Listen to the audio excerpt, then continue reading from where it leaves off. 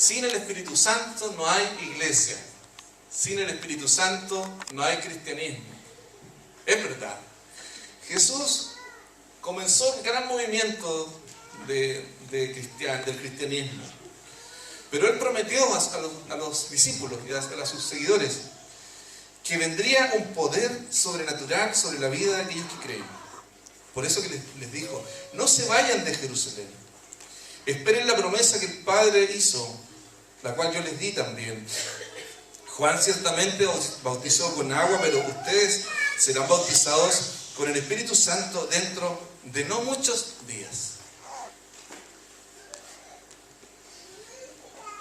El Espíritu Santo, Dios mismo, viniendo a la vida de la iglesia, a la vida del creyente, nos da el poder que necesitamos para la misión. Pero no solamente el poder para la misión que tenemos, sino el poder de Dios para enfrentar el día a día. Y hay algo interesante en Pentecostés, porque después que ocurre la venida del Espíritu Santo, en Hechos capítulo 2, Pedro se levanta entre la multitud. ¿Recuerdan ustedes lo que sucedió allí? 120 creyentes estaban reunidos. Y dice el capítulo 2 que de repente vino como un viento recio que sopló el lugar donde estaban reunidos. Hubo como una especie de temblor, de terremoto en el lugar. Hubo lenguas como de fuego que se distribuyeron sobre cada uno de los creyentes. Y cada uno de los creyentes, dice Lucas acá en el libro de los Hechos, comenzó a hablar en otros idiomas, dando a entender el mensaje de Dios para la gente que estaba allí reunida en Pentecostés. Muchos se preguntaron, ¿qué significa esto? ¿Por qué esta gente común y corriente, en su mayoría galileos, gente sin mayor preparación, comenzaron a hablar en otros idiomas? Pedro se levanta en medio de la multitud y dice, lo que está sucediendo ahora es lo que dijo el profeta Joel. Y él cita literalmente al profeta Joel. En los postreros días, dice Dios, derramaré de mi espíritu sobre toda carne. Y vuestros hijos y vuestras hijas profetizarán. Vuestros jóvenes verán visiones. Y vuestros ancianos soñarán sueños. Y de cierto sobre mis siervos y sobre mis siervas en aquellos días derramaré de mi espíritu y profetizarán.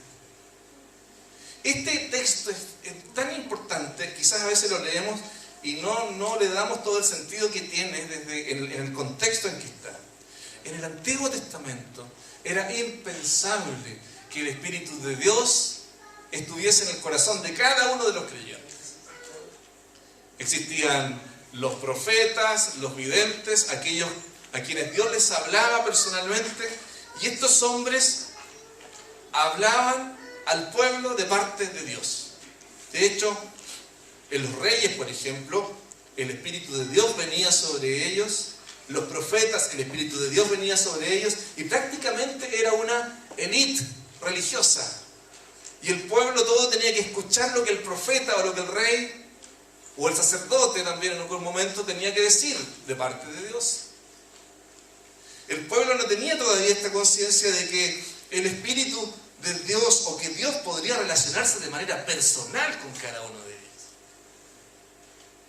Esto ocurre únicamente a partir del Nuevo Testamento, cuando Dios puede comunicarse y puede relacionarse de manera personal con cada uno de los mortales, con cada uno de nosotros. Que siendo nosotros pecadores, Dios viene en la persona del Espíritu Santo y quiere tratar también personalmente con nosotros. Y aún más, es tan grande lo que sucede en Pentecostés, que no solamente el Espíritu viene sobre aquellos hombres, miren lo que dice el texto, sobre toda carne o sobre toda persona, Dios dice, derramaré mi Espíritu. ¿Y a quiénes menciona? A los hijos, a las hijas. Pensemos en el contexto bíblico. ¿Recuerdan cuando vimos, hace poco estudiamos Efesios y vimos cómo era la familia en el siglo I? Dijimos que era muy, muy distinta. Las mujeres no tenían prácticamente un rol importante, los niños tampoco, los esclavos. Pero fíjense lo que está diciendo aquí Pedro citando a Joel, que Dios había dicho que en los postreros tiempos el Espíritu no sería una propiedad, por así decirlo.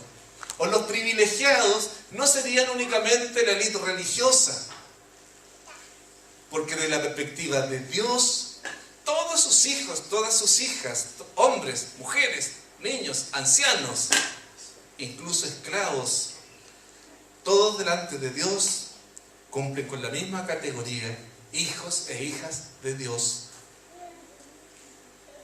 Y por eso que aquí Pedro está mencionando, vuestros hijos, vuestras hijas, vuestros jóvenes y vuestros ancianos. Miren, y sigue. Y sobre mis siervos y sobre mis siervas en aquellos días derramaré de mi espíritu y profetizarán. Fue tan revolucionario la venida del Espíritu Santo que podríamos decir que a partir de Pentecostés, Dios, a través del Espíritu Santo, quiere impactar y tocar la vida de todo el género humano. No importa su condición social, no importando su condición sexual, si eres hombre o mujer, no importando su preparación académica, cultural, esclavos y libres, dice Joel, todos profetizarán. Esto a mí me llena de entusiasmo y de alegría, porque miren cómo Dios ve al ser humano. Nosotros los seres humanos categorizamos a las personas, categorizamos a la gente de acuerdo a la forma en que hablan, la forma en que visten, dónde viven, en qué trabajan, qué estudiaron, qué no estudiaron. Y el pueblo de Israel era un pueblo bastante elitista también. No cualquiera podría ser profeta. Pero Dios ya desde el Antiguo Testamento venía preparando a su pueblo. Recuerden a Jeremías, un joven profeta. Recuerden a Amós, un hombre, un agricultor y que Dios lo llama. El mismo Jeremías dice, yo no sé hablar porque soy un niño.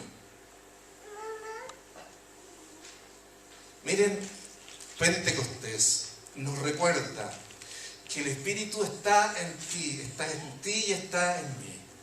Y que este Dios, que es un misterio, porque ¿cómo podemos nosotros hablar de Dios que es un misterio? Dios es un misterio.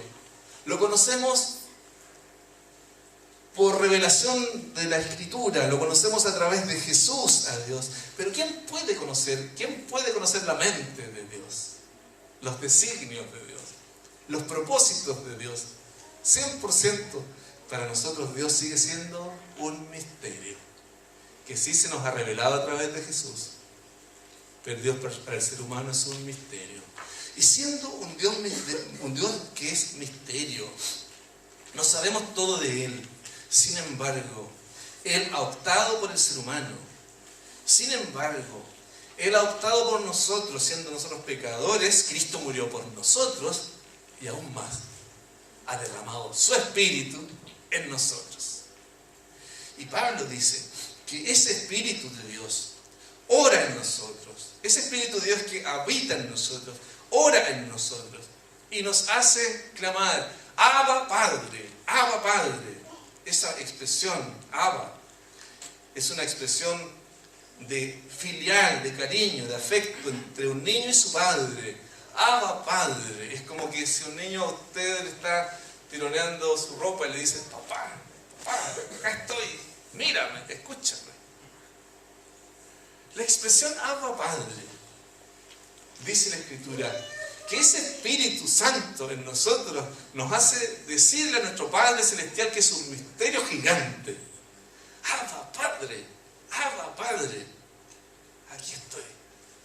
Soy tu hija, soy tu hijo. Atiende mi necesidad, atiéndeme en mi humanidad. Y es precisamente lo que Dios hizo cuando mandó a Jesús aquí a la tierra. Y es precisamente lo que el Padre hizo. Atendió a nuestra súplica y nos envió su Espíritu, para que ese Espíritu que mora en nosotros nos guíe a la verdad. Y para que ese Espíritu también nos haga ser profetas de Dios en este tiempo que nos corresponde vivir. Entonces, Pentecostés es una fiesta para celebrar la venida del Espíritu Santo, pero Pentecostés también es una fiesta para reconocer que Dios no solo vive alrededor de nosotros, sino que Dios vive en ti, a través del Espíritu Santo. Dios rompió el esquema humano. Vino el Señor, intervino a la sociedad estructurada del primer siglo. Arriba estaban los poderosos, venían los hombres, al final, abajo, los niños y las mujeres, y al margen de esa sociedad, los esclavos. Pero miren lo que está predicando Pedro acá. Dios rompió nuestro esquema y ha derramado el Espíritu sobre toda carne. Y no es casualidad que mencione hijos, hijas, jóvenes, ancianos, siervos y siervas. Dios ha destruido esta estructura humana y ha venido con su poder a confundir, pero también a dar claridad.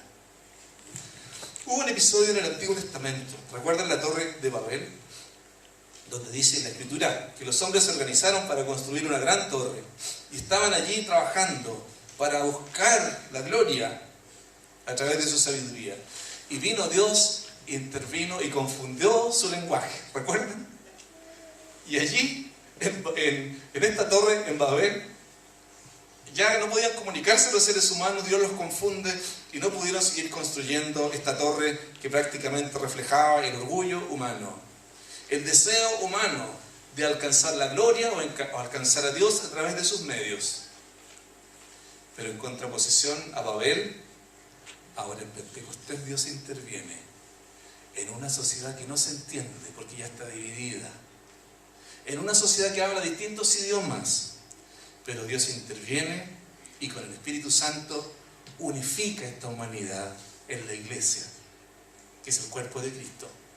Y en la iglesia ya no hay torre de Babel, sino que aquí en la iglesia está el Espíritu Santo construyendo esta nueva humanidad, esta nueva comunidad, para que esta comunidad refleje el amor del Padre.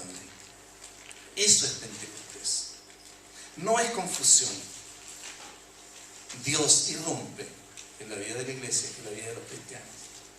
Por eso, hermanos, con gozo celebramos esta mañana y damos gracias a Dios por el Espíritu Santo que está en nosotros. Pero tenemos que buscar más de este Espíritu de Dios para que Dios nos llene, intervenga día a día en nuestra vida. Vamos a dar gracias por este maravilloso don que Dios nos ha dado. ¿Qué tal si usted se acerca ahí, tiene a su lado?